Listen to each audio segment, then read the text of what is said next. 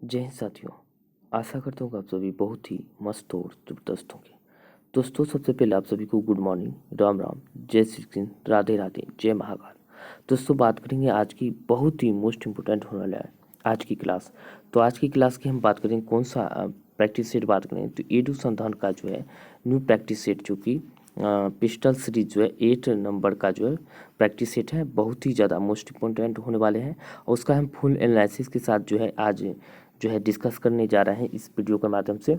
और बात कर लेते हैं हिंदी की क्लास सिविल कोड की। अगर आप फॉर्म भरे हैं तो हिंदी की क्लास भी चलाई जा रही है। अगर आपके दोस्त और छोटे भाई जो भी है अग्निवीर की अगर तैयारी कर रहे हैं तो अग्निवीर का भी जो है स्पेशल जो है मैथ रीजनिंग और फुल सेट यानी कि 50 क्वेश्चंस का जो फुल सेट जो है डिस्कस कराई जाती है, वो भी आप ध्यान से देखें। और बात करते हैं इस क्लास का पीडीएफ अगर लेना चाहते हैं पीडीएफ, तो वीडियो के नीचे लिंक जो दिया गया है नीचे डिस्क्रिप्शन में, तो टेलीग्राम ज्वाइन करें। और पीडीएफ के साथ साथ और कई सारी जानकारियाँ वहाँ पे शेयर की जाती है, तो ज़रूर जाके जुड़ें। और बात कर लेते हैं आज की क्लास की मोटिवेशन लाइन की। तो मोटिवेशन लाइन के साथ आज की क्लास भी स्टार्ट करेंगे। और उससे पहले हम बात करेंगे कि आज के जो कुछ एक्स्ट्रा इफेक्ट जो आने वाले एग्जाम की दृष्टिकोण से काफ़ी महत्वपूर्ण हो सकते हैं। तो बात करते हैं आज की युद्धाभ्यास। युद्धाभ्यास की बात करें जो हाल ही में बात करते हैं 13वां बोल्ड कुरुक्षेत्र 2023 में जो हुआ है, तो 13वां बोल्ड अगर पूछे कुरुक्षेत्र युद्धाभ्यास 2023 में जो हुआ है किन के बीच हुआ है, तो बोल्ड युद्धाभ्यास अगर पूछ ले बोल्ड कुरुक्षेत्र युद्धाभ्यास किन दो देशों के बीच होता है, तो भारत और सिंगापुर के बीच जो है बोल्ड कुरुक्षेत्र अब युद्धाभ्यास हुआ है। और यह 2023 में जो है 13वां हुआ, यानी कि 13-23, यानी कि लास्ट में 3-3 का कॉम्बिनेशन बन रहा है। यहाँ पे देख सकते हैं 13वां संस्करण जो हुआ है 23 में हुआ है, भारत सिंगापुर के बीच हुआ है। भारत सिंगापुर के बीच संयुक्त अभ्यास है आज जोधपुर मिलिट्री स्टेशन पे हुआ है। और यह जो है 6 से 13 मार्च के बीच 2023 में आयोजित किए गए। अब बात करें समुद्री साझेदारी अभ्यास MPX जिसके कहते हैं शॉर्ट में, तो भारत और फ्रांस के बीच हुआ है, ये आपको ध्यान रखना है। अब बात करें भारत फ्रांस के बीच संयुक्त अभ्यास हुआ है, कहाँ पे हुआ है, अरब सागर में हुआ है। कब से 10 से 11 मार्च 2023 में हुआ है। अब बात करते हैं फ्रिंजेक्स। अब फ्रिंजेक्स भी आपको याद रखते हैं, बहुत ही महत्वपूर्ण हो सकता है। जैसे समुद्री साझेदारी अभ्यास MPX, उसी तरह फ्रिंजेक्स। अब फ्रिंजेक्स बात करें तो भारत और फ्रांस के बीच हुआ है। ये भारतीय थल सेना और फ्रांसीसी सेना के बीच हुआ है। Pagoda military station Thiruvananthapuram Kerala में हुआ है। यहाँ पे डेट दिया गया है 7 से 8 मार्च 2023 में हुआ है। अभ्यास बात करते हैं डस्ट लीग 2023 की बात, तो भारत उज्बेकिस्तान के बीच हुआ है। अभ्यास की शुरुआत बात करते हैं 2019 से हुआ, ये भी आपको ध्यान रखना है, काफ़ी महत्वपूर्ण हो सकते हैं, एक तरह से बात कर सकते हैं। तो कब से शुरुआत हुआ ये भी पूछ सकते हैं एग्जाम में, कहीं से भी पूछ सकते हैं, कोई गारंटी नहीं है, तो ये आपको ध्यान रखना है। ये बात को भारत और उज्बेकिस्तान के बीच थल सेनाओं के बीच संयुक्त अभ्यास सैन्य प्रशिक्षण अभ्यास है, कहाँ, पिथौरागढ़ उत्तराखंड में आयोजित किया गया है। बात करते कब हुआ, तो 20 फरवरी से 5 मार्च 2023 में हुआ है, ये आपको ध्यान रखना है। अब बात करते हैं एम्फैक्स। एम्फैक्स की बात करें तो यह है भारत के तीनों सेनाओं के बीच एम्फैक्स हुआ है, नेवी, इंडियन आर्मी और एयरफोर्स, इंडियन एयरफोर्स, यानी कि भारत की तीनों सेनाओं का द्विवार्षिक जल थल नव अभ्यास आयोजित किए गए हैं। कहाँ पे वो आयोजित किया गया है, काकीनाडा आंध्र प्रदेश में हुआ है। और कब से 17 से 22 जनवरी 2023 में आयोजित किया गया, ये आपको ध्यान रखना। ये सारे के सारे जो है ये न्यू युद्ध अभ्यास है, याद से कुछ ये आपको ध्यान रखने हैं। अब बात कर लेते हैं और बात कर लेते हैं आज की नाटो संगठन के बारे में। हम बात करते हैं नाटो पर एक नज़र हम बात करेंगे। तो नाटो की अगर हम बात करें तो नाटो का 31वां देश जो है नाटो का 31वां सदस्य देश बना है कौन, फिनलैंड बन गया है, ये आपको ध्यान रखना है। फिनलैंड जो है नाटो का 31वां सदस्य देश बना है। अगर नाटो की हम बात करें तो 4 अप्रैल 1949 में नाटो का स्थापना किया गया था। नाटो के संस्थापक देश की बात करें तो 12 था। और बात करते ये क्या है, टाइप मतलब ये एक प्रकार का सैन्य संगठन है। इसका हेड क्वार्टर्स कहाँ है, ब्रुसेल्स है, जहाँ पे बेल्जियम में ब्रुसेल्स है। और सदस्य देशों की संख्या की बात करते पहले 30 था, अब जिसमें फिनलैंड जुड़ गया है, 1 प्लस हो गया, कितना हो गया, 31 हो गया है, ये आपको ध्यान रखना है। इसमें आधिकारिक भाषा अंग्रेजी फ्रेंच है, ये आपको ध्यान रखना है। इसके महासचिव जेंस स्टोल्टेनबर्ग है।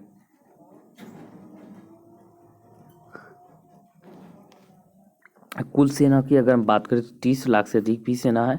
रक्षा बजट बात करते हैं यहाँ पे दिया, ये उतना इम्पोर्टेंट नहीं है, ज़्यादा इम्पोर्टेंट हो सकता है नाटो का full form Atlantic treaty organisation होता है। और ये पूछ सकता है, हेडक्वार्टर इसका पूछता है, कुल सदस्य देश पूछता है, और इसका जो महासचिव जो होगा ये पूछ सकता है, ये आपको ध्यान रखना है।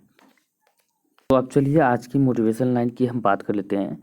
तो आज का हमारा मोटिवेशन लाइन है, जिस वक्त आप कोशिश करना छोड़ देते हैं, जिस वक्त आप कोशिश करना छोड़ देते हैं, उसी वक्त से आपकी हार की शुरुआत हो जाती है। बिल्कुल सही है, आप कोशिश करते रहिए तो जरूर उम्मीद एक नई आशा की किरण जगती है कोशिश रहने से, करते रहने से।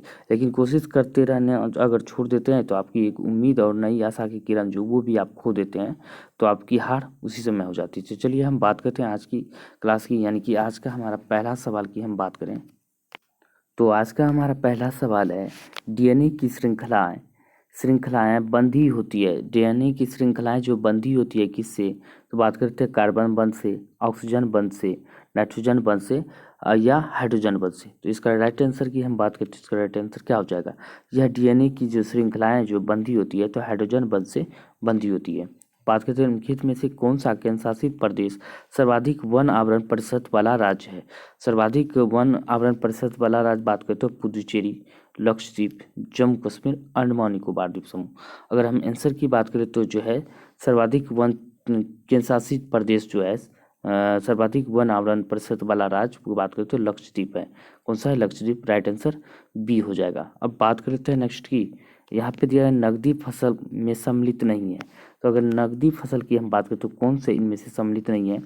गन्ना, जूट, कपास, गेहूँ। अगर आंसर की हम बात करें तो गेहूँ जो है इसमें नकदी फसल में शामिल नहीं है। तो नकदी फसल किसे कहते हैं? जो वैसे फसल जिसे हम बेचने पर नगद यानी कि आय प्राप्त हो, इनकम प्राप्त हो, उसे नकदी फसल कहते हैं। गन्ना, जूट ये सारे के सारे जो हो जाता है खीरा, तरबूज ये सारे के सारे नकदी फसल के अंतर्गत आते हैं। अब बात कर लेते हैं देश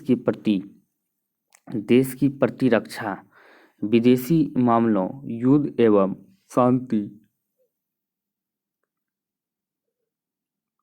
डाक तार आदि विषय किस सूची में रखा गया है? तो प्रतिरक्षा, डाक तार यदि हम बात कर लेते हैं, यह जो है संघ सूची, राष्ट्र सूची और समवर्ती सूची होती हैं। तो इनमें से हम बात करते हैं यह संघ सूची के अंतर्गत रखे गए हैं, यह आपको ध्यान रखने हैं। अब बात कर लेते हैं नेक्स्ट की।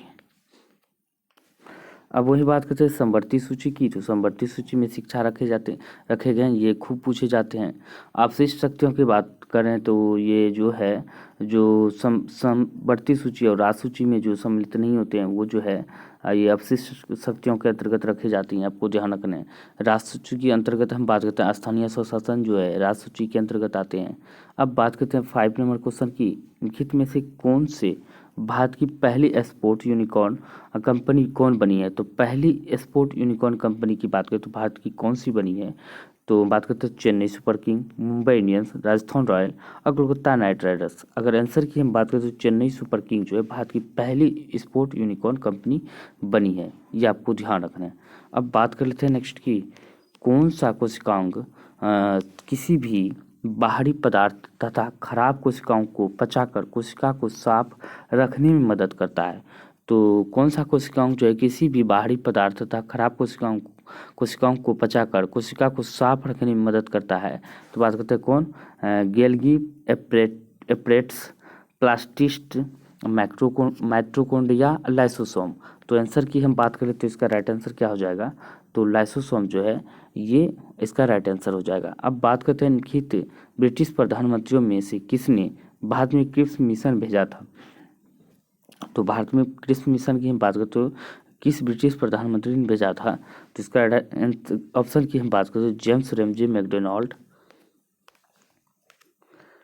स्टैनली बॉल्डविन और बात करते हैं नेविल चैम्बरलेन और विंस्टन चर्चिल। तो इसका राइट आंसर की हम बात करते तो इसका राइट आंसर डी हो जाएगा, विंस्टन चर्चिल ने भेजा था। अब बात कर लेते हैं नेक्स्ट की, यानी कि सवाल यहाँ पे दिया गया है तो सवाल आपको बनाने हैं। तो बात करते हैं स्वाति की आय और व्यय का अनुपात इतना दिया गया है, बिल्कुल ठीक है। यदि उसकी आय में 8.33% की वृद्धि होती है और बचत में 40% की वृद्धि होती है तो व्यय का प्रतिशत प्रभाव क्या होगा? तो व्यय का प्रतिशत प्रभाव की बात करें तो इसका राइट आंसर डी हो जाएगा। अब बात कर लेते हैं निम्न में से कौन अक्साई चीन का भाग है? तो अक्साई चीन का भाग की बात करें तो कौन सा है? तो लद्दाख का पठार, शिवालिक श्रेणी, काराकोरम और कश्मीर की घाटी। तो अगर आंसर की हम बात करें तो अक्साई चीन की भाग की बात करें तो लद्दाख का पठार जो है अक्साई चीन का भाग है। तो राइट आंसर ए हो जाएगा। अब बात करते हैं इलेक्ट्रॉन का द्रव्यमान हाइड्रोजन परमाणु के द्रव्यमान का कितना गुना होता है। तो हाइड्रोजन परमाणु की हम बात करते हैं इलेक्ट्रॉन का द्रव्यमान हाइड्रोजन परमाणु के द्रव्यमान का कितना गुना होता है, 1/2000 होता है। कितना, 1/2000। राइट आंसर सी हो जाएगा।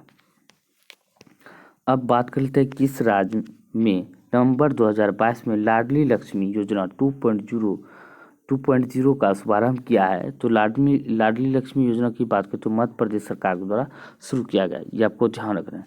प्यार का पौधा नामक योजना बिहार सरकार के द्वारा शुरू किया गया, ये आपको ध्यान रखना है। और बात करते हैं शायद ये भी योजना बिहार सरकार के द्वारा है, हर घर गंगा योजना का जल जो है ये जो शुरुआत बिहार सरकार के द्वारा ही किया गया है, ये अभी आपको ध्यान रखना है।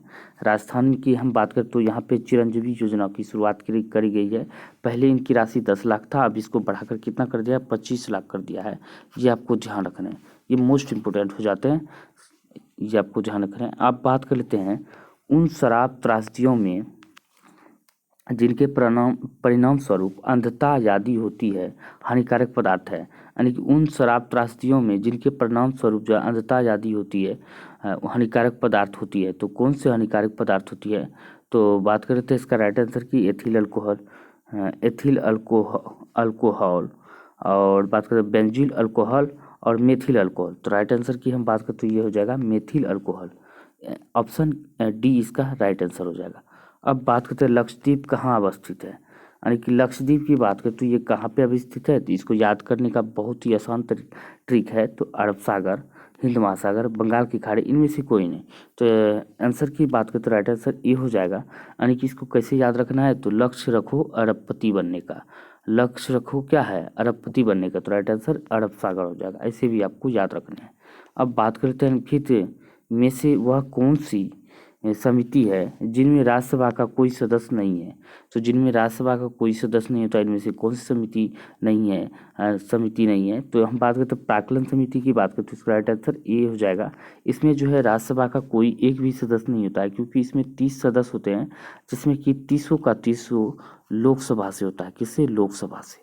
अब बात कर लेते हैं लोक लेखा समिति की, तो इसमें 22 सदस्य होते हैं, जिसमें कि बात करते हैं 15 किससे होता है, लोकसभा से, और 7 होता है राज्यसभा से। ये आपको ध्यान रखना है। अब बात कर लेते हैं नेक्स्ट की। अब बात कर लेते हैं गुप्तकालीन रजत मुद्राओं को नाम दिया गया था। गुप्तकालीन रजत मुद्राओं की हम बात करें तो क्या नाम दिया गया था, तो दिनार, कासापन, रूपक, निष्क। अगर आंसर की हम बात करें तो इसका जो है दिया गया था नाम रूपक दिया गया था। गुप्तकालीन रजत मुद्राओं को रूपक और दिनार किसको कहा गया था, सोने की मुद्रा को दिनार कहा जाता था, ये आपको ध्यान रखना है। अब बात करते हैं 3 संख्याओं का अनुपात है, दिया गया है 3:4:7 में है, और उसका एलसीएम जो इतना दिया गया है, तो तीसरी संख्या ज्ञात करने के लिए कहता है। तो हम बात करते हैं इसको बनाने कैसे है। तो 3 संख्या का अनुपात 3:4:7 में दिया गया है, तो हम इसको क्या करेंगे, 3x गुने 4x गुने 7x बराबर क्या कर देंगे, बराबर 16,800 लिख देंगे। ठीक है, ये अब क्या करेंगे, इसको अब क्या करना है, यानी कि सबको 4×12 बचता 84x हो जाता है। ठीक है, 84x हो गया। अब 84x को है 16,008 से भागा दे देंगे, क्या हो जाएगा, तो इसमें निकल के आ जाएगा, तो x का मान जो है 200 निकल के चला आएगा, तो x बराबर क्या होगा, 200 मान हो जाएगा। अब कहता है तीसरी संख्या, तो तीसरी संख्या क्या है, 7 है। 7 को 200 से गुना कर देंगे, 200 गुने 7 से कर देंगे तो कितना हो जाएगा, 1400 निकल के चला आएगा। तो राइट आंसर क्या हो जाएगा, 20 का सही आंसर हो जाएगा। अब बात कर लेते हैं नेक्स्ट की, कौन सी गुफाएं मुंबई बंदरगाह में स्थित मूर्तिकृत गुफाओं का एक जाल है। कौन सी गुफाएं मुंबई बंदरगाह में स्थित मूर्तिकृत गुफाओं का एक जाल है। तो राइट आंसर की बात करें तो अजंता, एलोरा, खजुराहो और एलिफेंटा। तो आंसर हम बात करें तो डी इसका राइट आंसर हो जाएगा, एलिफेंटा गुफा इसका राइट आंसर हो जाएगा।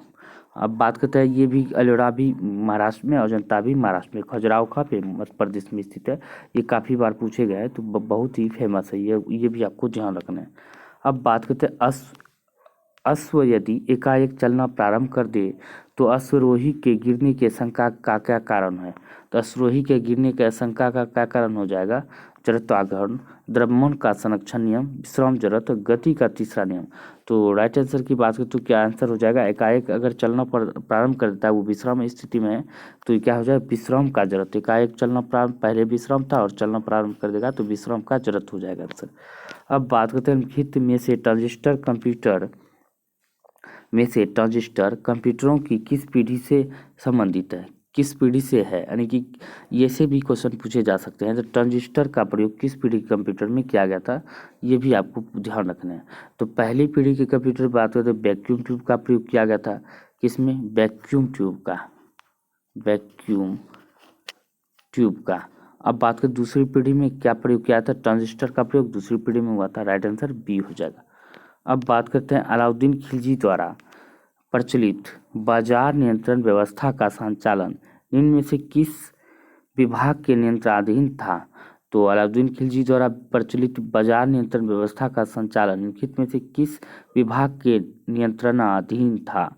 तो राइट आंसर की हम बात करें तो क्या होने वाला है? दीवाने ए रियासत, दीवाने ए रिसालत, दीवाने ए ईसा, दीवाने ए अर्ज। तो इसका राइट आंसर क्या होगा? दीवाने ए रियासत जो है इसके अंतर्गत था। ये आपको ध्यान रखना है। अब बात करते हैं नेक्स्ट की, दिया गया है क्वेश्चन 21 में, तिलैया बांध निम्नलिखित में से किस नदी पर निर्मित है? तिलैया की हम बात करें तो यह बराकर नदी पर स्थित है। राइट आंसर बी हो जाएगा। अब बात करते हैं उपराष्ट्रपति के संदर्भ में इनमें से कथन सत्य है।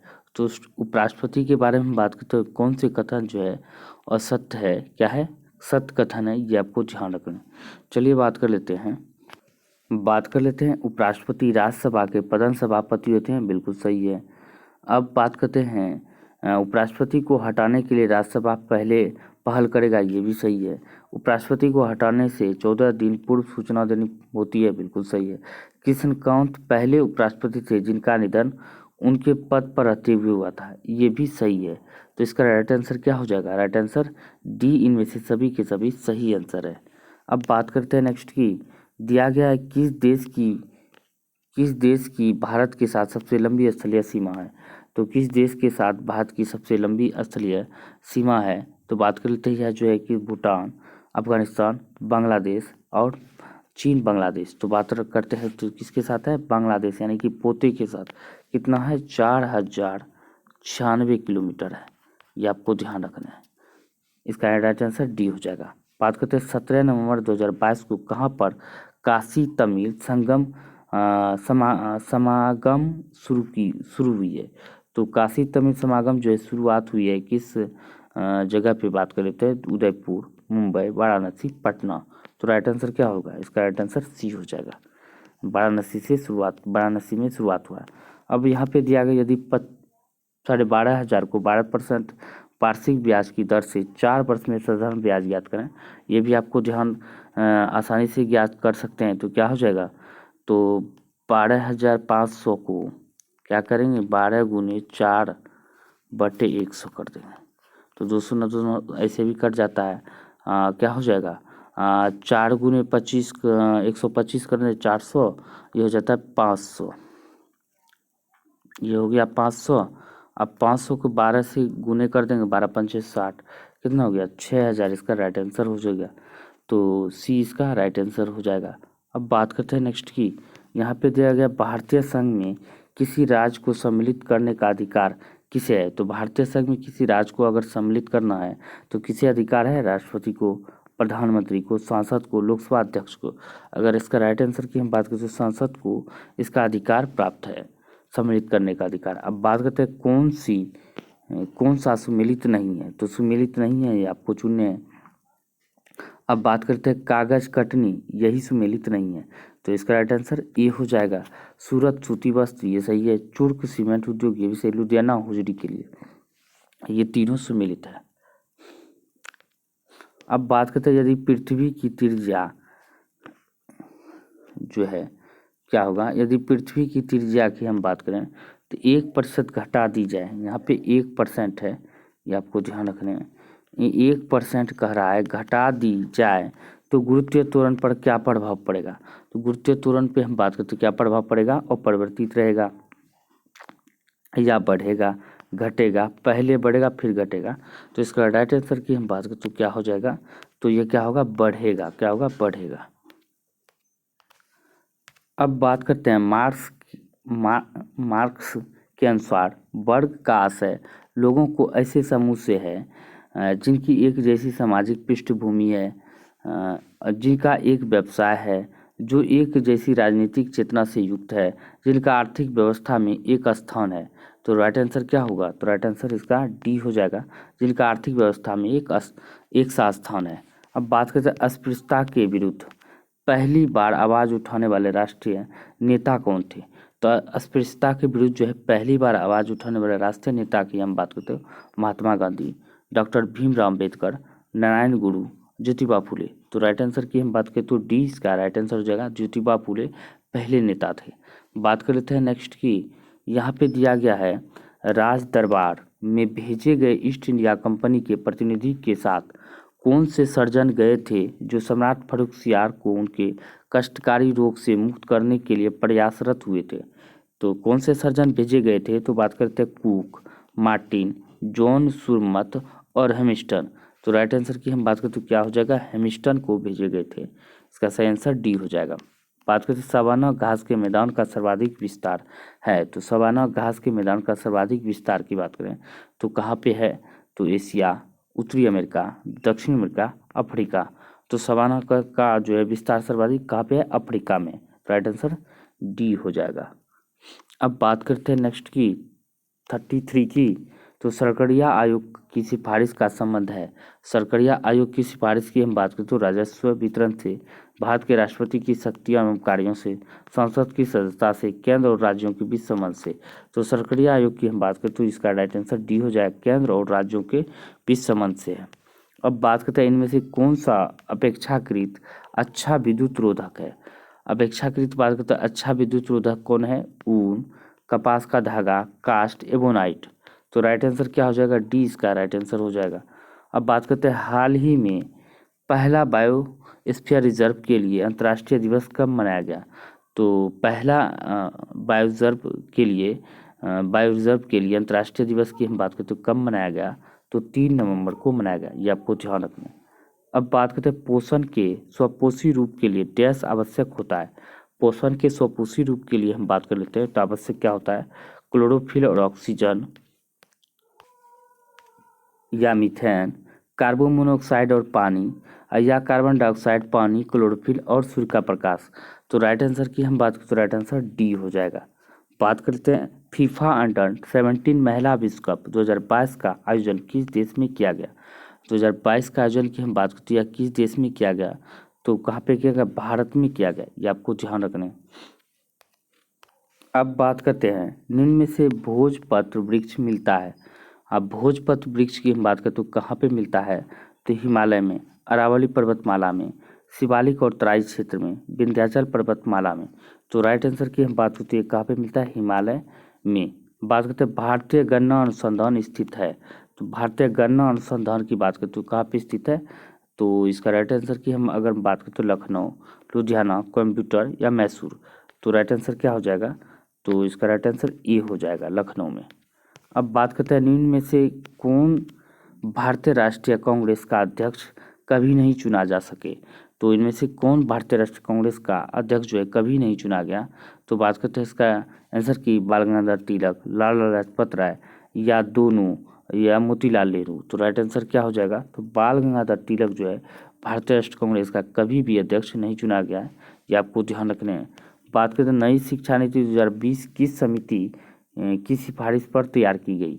तो नई शिक्षा नीति की हम बात करते हैं यह जो सब फिर किस समिति की सिफारिश पर तैयार की गई, एस.के. वर्मा समिति, कस्तूरी रंगन समिति, थुंगन समिति, जे.एस. वर्मा समिति। तो राइट आंसर हम बात करते हैं कस्तूरी रंगन समिति पर जो है तैयार की गई। तो इस शिक्षा नीति क्या है, 5+3+3+4, ये आपको ध्यान रखना है।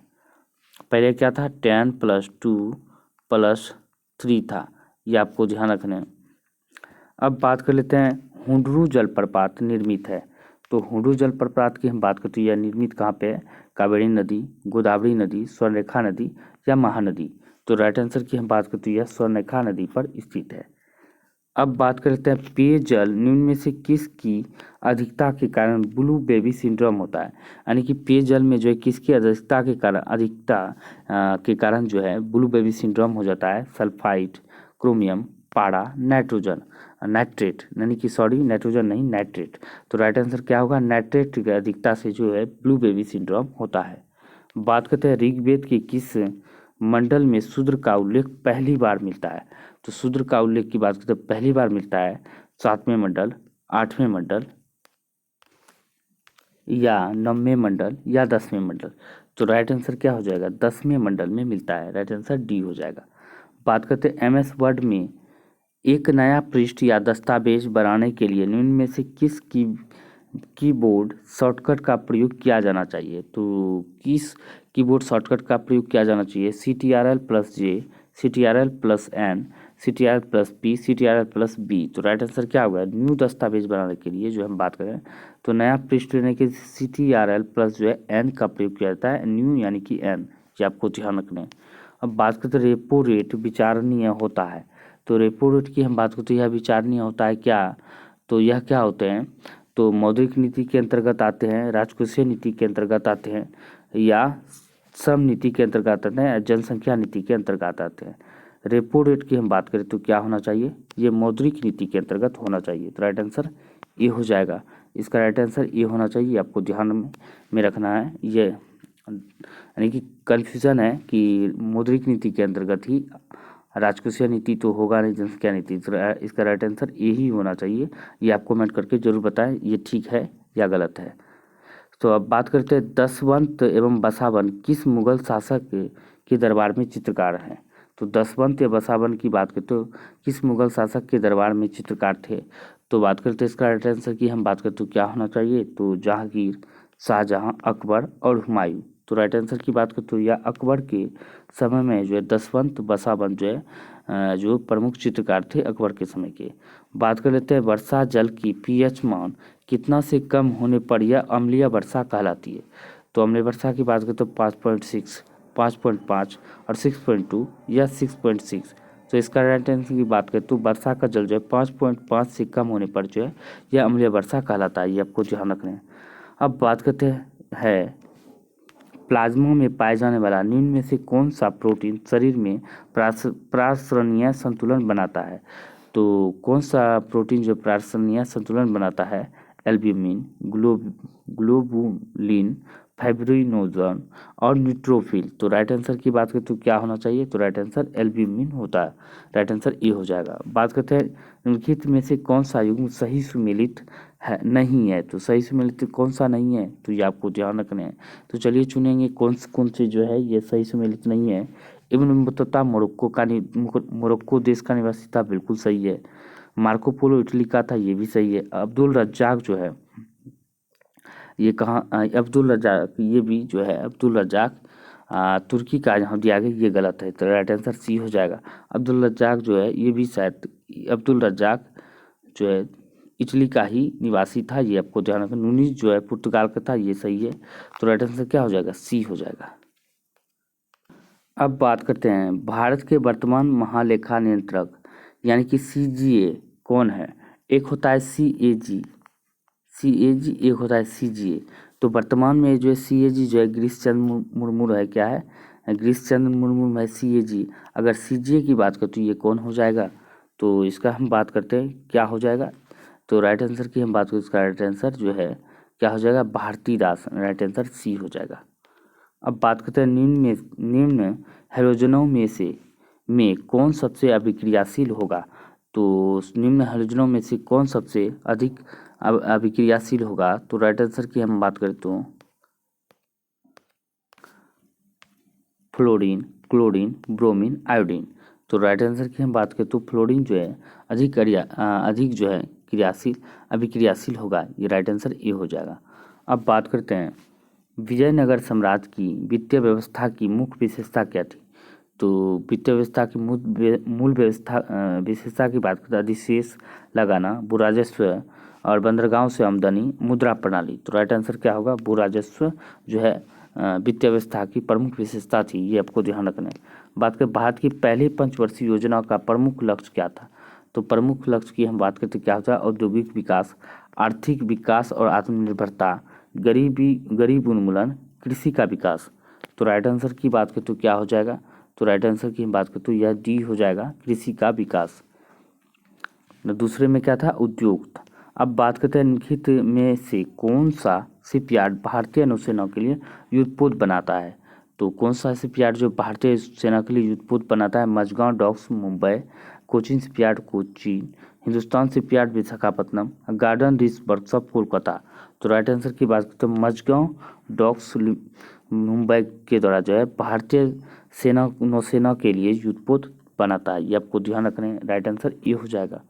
बात करते हैं फ्रॉम लखनऊ टू लुटियंस पुस्तक किसके द्वारा लिखी गई है? फ्रॉम लखनऊ टू लुटियंस पुस्तक किसके द्वारा लिखी गई है?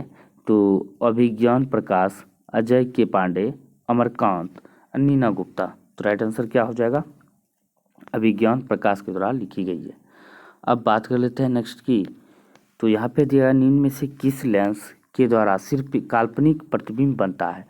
तो बात कर लेते हैं उत्तल, अपतल, बाइफोकल, इनमें से सभी। तो राइट आंसर की बात करें तो अपतल लेंस के द्वारा सिर्फ जो है काल्पनिक प्रतिबिंब बनते हैं। अब बात करते हैं दुनिया का सबसे बड़ा फोटोवोल्टिक पावर स्टेशन किस देश में है? तो फोटोवोल्टिक पावर स्टेशन की बात करें तो यह जो है किस देश में स्थित है? यूएसए, भारत, ब्राज़ील और चीन। तो राइट आंसर की हम बात करें तो क्या हो जाएगा? यूएसए यानी कि अमेरिका में स्थित है। अब बात करते हैं भारतीय संविधान के अनुसार देशों यानी कि देश की तीनों सेनाओं का सुप्रीम कमांडर कौन होता है? तो देश की तीनों सेनाओं का सुप्रीम कमांडर की बात करें तो राष्ट्रपति होता है। वर्तमान में राष्ट्रपति कौन है? 15वीं राष्ट्रपति द्रौपदी मुर्मू है, भारत की दूसरी महिला राष्ट्रपति और भारत की पहली महिला आदिवासी राष्ट्रपति द्रौपदी मुर्मू है। अब बात करते हैं नेक्स्ट की। अब हमारा 60 क्वेश्चन है। तो 60 नंबर क्वेश्चन की बात करते हैं सैनगिरी का ऐतिहासिक दिगंबर जैन तीर्थस्थल स्थित है। सोनगिरी का ऐतिहासिक दिगंबर जैन तीर्थस्थल स्थित है, कहाँ पे स्थित है? तो उत्तर प्रदेश, बिहार, राजस्थान या मध्य प्रदेश। तो राइट आंसर की हम बात करते हैं ये कहाँ पे स्थित है? तो मध्य प्रदेश में स्थित है, डी इसका सही आंसर हो जाएगा। अब बात करते हैं निम्नलिखित में से किसने भारतीय विश्वविद्यालयों में धार्मिक शिक्षा के लिए प्रबल रूप से वकालत की थी? तो यह किसने की थी प्रबल रूप से वकालत? बाल गंगाधर तिलक, स्वामी विवेकानंद, महात्मा गांधी, मदन मोहन मालवीय। तो राइट आंसर की हम बात करें तो क्या हो जाएगा? तो मदन मोहन मालवीय ने किया था। अब बात करते हैं यहाँ पे रीजनिंग दिया गया है। रीजनिंग की अगर हम बात करें तो यहाँ पे एनआरएफ, पीटीएच और आरबीजे टीएक्सएल दिया गया है। तो यहाँ पे हम देख सकते हैं एन के बाद कितना गैपिंग है? N, M N O P एक गैपिंग है, O Q R P Q R, यहाँ पे क्यू गैपिंग है, एक एक करके गैपिंग दिया गया है। यहाँ पे आर एस एस गैपिंग है और उसके बाद टी यू भी यू गैपिंग है, भी होना चाहिए। तो एक ही ऑप्शन में भी दिया गया है ए नंबर में, तो इसका राइट आंसर क्या हो जाएगा? ए हो जाएगा। बी से एक ही अक्षर से यानी कि पता चल जाता है, तो राइट आंसर ए हो जाएगा।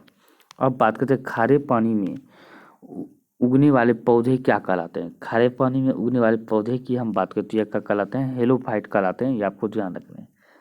अब बात करते हैं कि चर्चा में रहे 103वां संविधान संशोधन किससे संबंधित है? तो 103वां संविधान संशोधन की बात करते हैं आर्थिक रूप से कमजोर वर्ग के लिए था। किसके लिए? आर्थिक रूप से कमजोर वर्ग, यानी कि डी इसका राइट आंसर हो जाएगा।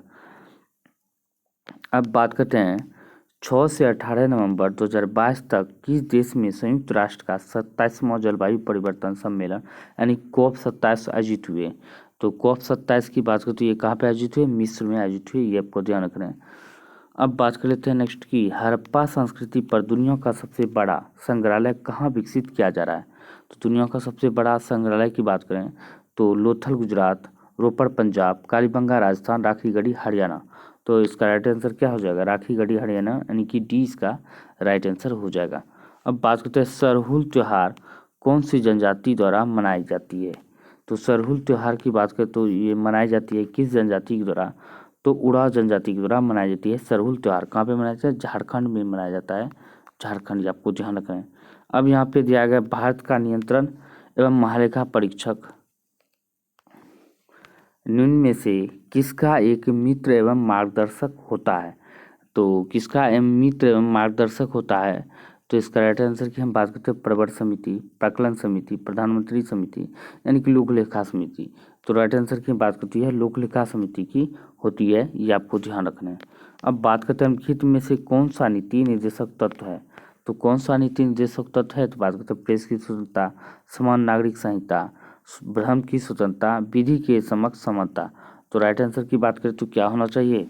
तो राइट आंसर हो जाएगा समान नागरिक संहिता जो है एक जो है नीति निर्देशक तत्व है, राइट आंसर बी हो जाएगा। बात करते हैं ध्वनि निम्न में से किसका एक प्रकार है? ध्वनि की बात करें निम्न में से किसका एक प्रकार है? संवेग का, शक्ति का, ऊर्जा का, आवेश का। तो राइट आंसर क्या होगा? संवेग का, यानी संवेग नहीं, ऊर्जा का हो जाएगा, ये आपको ध्यान रखना है। राइट आंसर सी हो जाएगा। अब बात कर लेते हैं अगर प्रतिरोध का मान दोगुना कर दिया जाए तो विद्युत धारा के मान पर क्या प्रभाव असर पड़ेगा? अगर प्रतिरोध का मान हम दोगुना कर देंगे तो विद्युत धारा के मान पर क्या असर पड़ेगा? तो राइट आंसर क्या हो जाएगा? 4 गुना हो जाएगा, 2 गुना हो जाएगा, कोई परिवर्तन नहीं, आधा हो जाएगा। तो इसका राइट आंसर क्या हो जाएगा? तो डी इसका सही आंसर, यानी कि आधा हो जाएगा। अब बात करते हैं निम्नलिखित में से कौन सा देश G20 का सदस्य नहीं है? तो G20 का सदस्य नहीं है तो बात कर लेते हैं तो स्विट्जरलैंड जो है G20 का सदस्य नहीं है, राइट आंसर सी हो जाएगा। G20 में बात करें तो 19 देश और एक यूरोपीय यूनियन शामिल है। कुल मिला के बात करें तो 19 देश है और एक यूरोपीय यूनियन है, यानी कि EU शामिल है G20 में। यही मिलके G20 कहलाता है, ये आपको ध्यान रखें। इसकी स्थापना 1999 में हुआ था G20 का, ये भी आपको ध्यान रखें। G20 की अध्यक्षता अभी 2023 में हम बात करें तो भारत में ही आयोजित किया जा रहा है, ये आपको ध्यान रखना है। G20 काफ़ी महत्वपूर्ण है एग्जाम के पॉइंट ऑफ व्यू से 2023 के लिए। अब बात कर लेते हैं निम्नलिखित में से कौन सा राष्ट्रीय उद्यान राजस्थान में स्थित है? तो राजस्थान में कौन सा राष्ट्रीय उद्यान स्थित है, ये आपको ध्यान रखने बताने हैं। तो बात करते हैं चंदौली राष्ट्रीय उद्यान की बात करें तो चंदौली राष्ट्रीय उद्यान, घाना राष्ट्रीय उद्यान और सरिस्का राष्ट्रीय उद्यान। तो राइट आंसर की हम बात करें तो क्या होना चाहिए? घाना राष्ट्रीय उद्यान और सरिस्का राष्ट्रीय उद्यान, ये दोनों जो है राजस्थान में स्थित है, तो राइट आंसर सी हो जाएगा। अब बात करते हैं नेक्स्ट की, किस राज्य सरकार ने 14 अप्रैल को समानता दिवस के रूप में मनाने की घोषणा की है? तो समानता दिवस मनाने की घोषणा की है तमिलनाडु सरकार के द्वारा किया गया है, ये आपको ध्यान रखना है। अब बात करते हैं कामागाटा मारू प्रकरण किस देश से संबंधित है? तो यह संबंधित है किस देश से? तो बात करते हैं रूस, अफ्रीका, कनाडा, जापान। तो राइट आंसर क्या हो जाएगा? राइट आंसर सी, यानी कि कनाडा से संबंधित है। बात करते हैं शरणार्थियों का स्वागत करने के प्रयास के लिए किसे 2022 के यूनेस्को शांति पुरस्कार से सम्मानित किया गया है?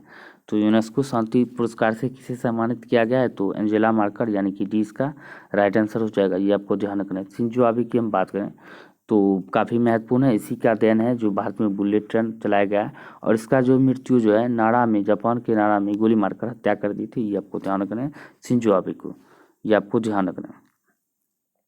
अब बात कर लेते हैं भारत का दूसरा सबसे बड़ा सम्मान इसे प्रदान किया गया था, ये भी आपको ध्यान रखना है शिंजो आबे को। अब बात करते हैं the boy who wrote a constitution नामक पुस्तक किसके द्वारा लिखी गई है?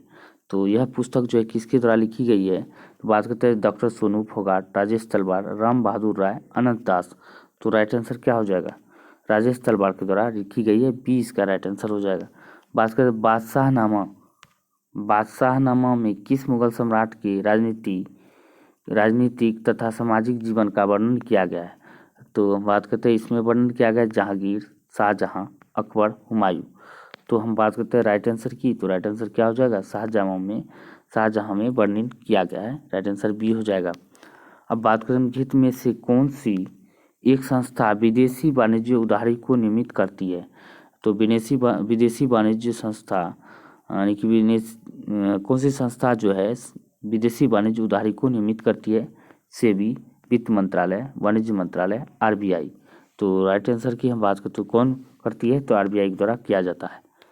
अब बात करते हैं नेक्स्ट की, यानी कि दिया किसी घड़ी में 5 बजे है तो बताएं कि घड़ी की दोनों सुइयों के मध्य कितने डिग्री के कोण बनेंगे। अगर आप घड़ी में 5 बजेंगे तो दोनों सुइयों के बीच जो है घड़ी में क्या बन रहा है? बज रहे हैं 5।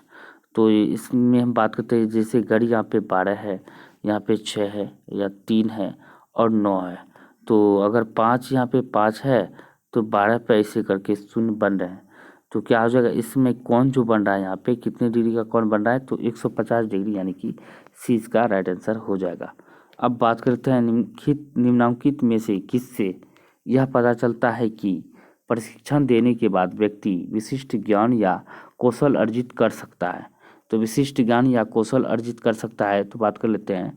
तो बुद्धि से, क्षमता से, अभिरुचि से या सृजनात्मक से। तो राइट आंसर क्या होगा? सृजनात्मक, यानी कि डी इसका राइट आंसर हो जाएगा। सृजनात्मकता से प्राप्त कर सकते हैं। बात करते हैं संयुक्त अभ्यास वज्र प्रहार 2022 किन दो देशों के बीच संपन्न हुआ। तो वज्र प्रहार की बात करें तो भारत और अमेरिका के बीच यह संपन्न होता है। तो राइट आंसर क्या हो जाएगा? ए इसका राइट आंसर हो जाएगा। अब बात करते हैं नेक्स्ट की। अब बात करते हैं किस खनिज को मूर्खों का सोना के नाम से भी जाना जाता है। तो मूर्खों की सोना की बात करें तो जाना जाता है किससे? तो क्वार्ट्ज को, मैग्नेटाइट, पायराइट या फ्लोराइट। तो राइट आंसर की हम बात करें तो पायराइट को जो है मूर्खों की सोना के नाम से जाना जाता है, यानी कि फेमस है, ये आपको ध्यान रखना है। बात करते हैं विश्व वन दिवस 2023 की क्या थीम क्या थी? विश्व वन दिवस 2023 की थीम की बात करें तो क्या होना चाहिए? क्या था? Save our earth, invest in the future, invest in our, वन और स्वास्थ्य। तो इसका राइट आंसर की बात करें तो क्या हो जाएगा? वन और स्वास्थ्य जो है वो विश्व वन दिवस 2023 की थीम थी। बात करते हैं विश्व चाय दिवस कब मनाया जाता है। तो विश्व चाय दिवस की हम बात करें तो यह 14 दिसंबर, 14 अक्टूबर और 20 सितंबर, 15 दिसंबर। तो राइट आंसर की हम बात करें तो 15 दिसंबर को विश्व चाय दिवस के रूप में मनाया जाता है। अब बात करते हैं विश्व आर्थिक मंच द्वारा जारी ग्लोबल जेंडर गैप इंडेक्स 2022 में भारत का स्थान कौन सा रहा है। तो ग्लोबल जेंडर गैप इंडेक्स में 2022 में भारत का स्थान 125वां रहा है, ये आपको ध्यान रखना है। अब बात करते हैं मानव शरीर की सबसे बड़ी ग्रंथि कौन सी है। तो मानव शरीर की सबसे बड़ी ग्रंथि की बात करें तो अधिवृक्क, यकृत, थायराइड, पीनियल। तो राइट आंसर क्या हो जाएगा? यकृत। अब बात करते हैं निम्न में से किसने जैव विविधता की अवधारणा विकसित की थी। निम्न में से किसने जैव विविधता की अवधारणा विकसित की थी। तो बात करते हैं W.G. Rosen, Carl Eric, G Tansley, Edward Wilson. तो राइट आंसर क्या होगा? एडवर्ड विल्सन ने जो है विकसित की थी जैव विविधता की अवधारणा को। बात करते हैं विक्टोरिया मेमोरियल कोलकाता की बात करते हैं। विक्टोरिया मेमोरियल का संबंध कोलकाता से है, यानी कि विक्टोरिया मेमोरियल की बात करती है कोलकाता में है। जल महल की बात करती है कहाँ पे है? तो जल महल की बात करती है जयपुर में है, ये आपको कहाँ पे? जो जल महल जयपुर में। अब बात करते हैं 32वां व्यास सम्मान 2022 से निम्न में से किसे सम्मानित किया गया। 32वां व्यास सम्मान पुरस्कार की हम बात करें तो यह किसे दिया गया है? तो इंद्रजीत सिंह, डॉक्टर ज्ञान चतुर्वेदी, असगर बजाहत, रामदरस मिश्र। तो राइट आंसर क्या हो जाएगा? बी इसका राइट आंसर, यानी कि डॉक्टर ज्ञान चतुर्वेदी। बात करते हैं the struggle for police reform in India पुस्तक के लेखक निम्न में से कौन है। तो इसके पुस्तक के लेखक की बात करते हो कौन है? तो राइट आंसर की बात करते हो प्रकाश सिंह है। कौन है? प्रकाश सिंह, यानी कि 20 का राइट आंसर हो जाएगा। कौन सी मिट्टी कपास की खेती के लिए बहुत ही उपयुक्त होता है? ये आप सभी को भी पता है। कपास मिट्टी की बात करें तो यह जो है, तो कपास बात करते हैं काली मिट्टी, कौसे कपास कौसे काली मिट्टी में बहुत ही उत्पादन होता है, ये भी आपको ध्यान रखना है। आप बात करते हैं सुभाष चंद्र बोस ने फॉरवर्ड ब्लॉक की स्थापना किस वर्ष की थी। फॉरवर्ड ब्लॉक की स्थापना की बात करते हैं 1939 में की थी, ये आपको ध्यान रखना है। डी इसका राइट आंसर हो जाएगा। बात करते हैं नाभिकीय ऊर्जा में हाइड्रोजन के लिए कितने हल्के नाभिक के संलयन द्वारा एक हीलियम नाभिक बनता है। तो कितने नाभिक संलयन द्वारा जो है एक हीलियम नाभिक बनते हैं? 2, 1, 6, 4। तो राइट आंसर क्या हो जाएगा? तो राइट आंसर की हम बात करते हैं 4 हीलियम नाभिक की बनता है, डी इसका राइट आंसर हो जाएगा। अब बात करते हैं 43 में जो है दिया गया है में अनुगामी शून्यकों की संख्या ज्ञात करें। इसमें जो शून्यक की संख्या आपको ज्ञात करने हैं तो कितने हो जाएंगे। तो बात कर लेते हैं इसको कैसे निकालना है। 43 में शून्यकों की संख्या कितने होंगे। तो इस 43 में हम बात करते हैं इसमें तब तक भाग 5 से देना है जब तक कि इसको 5 से भाग लगते जाएगा। तो बात करते हैं इसको जो है 5 से भाग देना है। तो बात करते हैं सबसे पहले हम बात करें तो इसको जो है 5 से अगर भाग देते हैं 5 अठे 40 तो क्या हो जाएगा 8 5 अठे 40 तो कट जाता है 5 बार में कट जाता है 40 हो गया। अब क्या बोलते हैं 5 हो गया तो 5 को फिर एक बार में कटा देते तो 5 5 5 का 5 कट जाता है। तो यानी कि हम राइट आंसर की बात करें शून्यकों की संख्या कितने होते हैं 8 1 9। तो राइट आंसर क्या हो जाएगा सी इसका राइट आंसर हो जाएगा। ये आपको ध्यान रखना है। अब बात करते हैं लैंड ऑफ थंडरबोल्ट के नाम से किस देश को जाना जाता है। लैंड ऑफ थंडरबोल्ट के नाम से किस देश को जाना जाता है। तो बात करते हैं भूटान को जाना जाता है। तो राइट आंसर क्या हो जाएगा राइट आंसर बी हो जाएगा। बात करते हैं डीआरडीओ की स्थापना कब हुआ था। डीआरडीओ की स्थापना की बात करें तो सी यानी कि सी इसका राइट आंसर 1958 में हुआ था।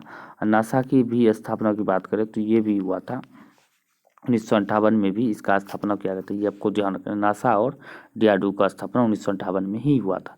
ये आपको ध्यान रखना है। अब बात करते हैं भारतीय मानक समय की देशांतर रेखा 82.5 डिग्री पूर्वी देशांतर किस नगर से होकर गुजरती है। तो बात करते हैं यह जो किस नगर से होकर गुजरती है तो इलाहाबाद के नैनी से होकर गुजरती है। ये आपको ध्यान रखना है।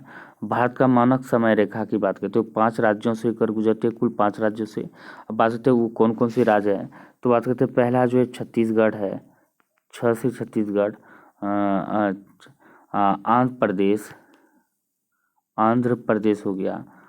अब बात करते हैं एमपी हो गया एमपी और यूपी और उड़ीसा। ये आपको ध्यान रखना है। ये 5 राज्यों से होकर गुजरती है आपको ध्यान रखना है। अब बात करते हैं नेक्स्ट यानी कि लास्ट क्वेश्चन की। तो 100 नंबर का आज का हमारा लास्ट क्वेश्चन है अंतिम क्वेश्चन।